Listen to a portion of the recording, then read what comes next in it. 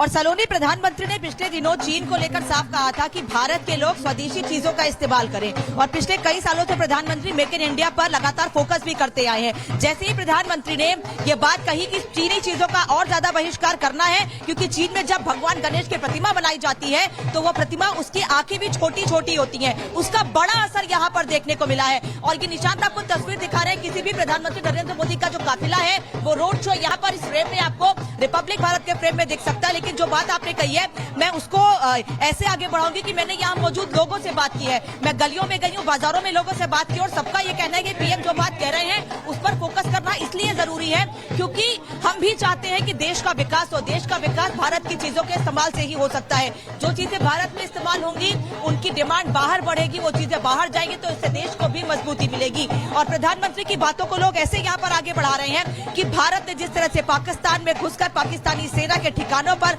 आतंक के ठिकानों को खत्म किया, तमाम एयरबेसेस को खत्म किया, उससे एक बात तो साफ हो गई है कि भारतीय सेना हर वक्त तैयार है। और आज भी सेना प्रमुख ने जब रामभद्राचार्य से मुलाकात करने के लिए सेना प्रमुख गए तो उस वक्त भी उन्होंने कहा था कि जो हमने ठान लिया है, ठानने के बाद हम अपनी भी नहीं सुनते हैं। और वो निश्चय, वो दृढ़ निश्चय, वो संकल्प सेना के पिछले दिनों उठाए गए कदमों में दिखाई भी पड़ा है। किसी भी वक्त प्रधानमंत्री नरेंद्र मोदी आपको इस फ्रेम में दिखाई देंगे क्योंकि पिछले चौराहे पर प्रधानमंत्री पहुंच चुके हैं। बस थोड़ी देर का वक्त और है, प्रधानमंत्री पटना हाईकोर्ट की इस रोड पर पहुंचेंगे और उसके बाद आगे आकर गोलंबर जाएंगे और वहीं से थोड़ी ही दूरी पर, करीब 100-150 मीटर की दूरी पर बीजेपी का दफ्तर है और वहां पर प्रधानमंत्री को एमएलसी एमएलएस के साथ बैठक करनी है क्योंकि 4 महीने के बाद बिहार का विधानसभा चुनाव है। मैं तस्वीर एक बार आपको दिखाऊं चारों तरफ के, उसके बाद तस्वीर आपको रोड की भी दिखाऊं कि जहां से प्रधानमंत्री को रोड शो यहां से निकलने वाला है। देखिए, महिलाएं बहुत बड़ी संख्या में यहां पर पहुंची हुई हैं क्योंकि महिलाओं में उत्साह इस बात को लेकर है जो प्रधानमंत्री ने पिछले दिनों कहा कि मेरी रगों में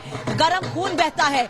वो महिलाएं जो अपने सिंदूर के लिए, अपने सिंदूर की रक्षा के लिए लंबा व्रत रखती हैं, अपने सिंदूर के लिए, अपने सुहाग के लिए संकल्प करती हैं, आज उन महिलाओं को ये यकीन हो गया है कि देश के प्रधानमंत्री उनके साथ हैं, प्रधान सेवक उनके साथ हैं। और इस वक्त हमारे बड़े सहयोगी प्रकाश जी भी हमारे साथ जुड़े हुए हैं। प्रकाश जी, आप कहाँ पर हैं, क्या देख पा रहे हैं?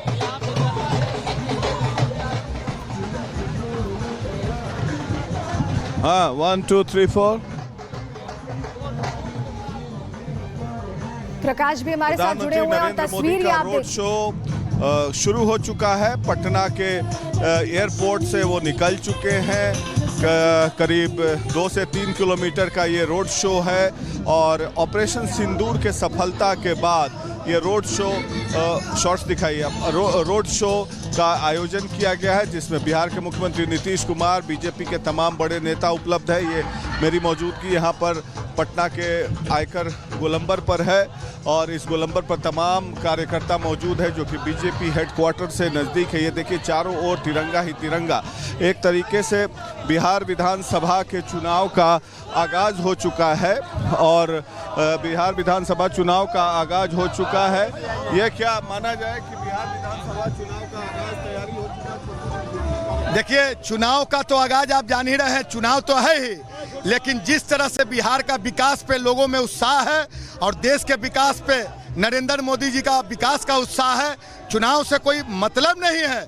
ये विकास का जो भीड़ आप देख रहे हैं, जनता में उत्साह दे रख रहे हैं। जो महिलाएं घर से नहीं निकलती थी, ये डबल इंजन की सरकार और 24/7 365 दिन में एक दिन भी नीतीश कुमार छुट्टी नहीं लेते हैं। सचिवालय बंद भी रहता है तब विकास के लिए भीड़ है। आज देख रहे हैं पूरा चप्पा चप्पा नीतीश नरेंद्र मोदी के लिए काफ़ी भीड़ है यहाँ पर और ये बीजेपी कार्यालय है। यहाँ बीजेपी कार्यालय में मौजूदगी है काफ़ी संख्या में। हाँ जी।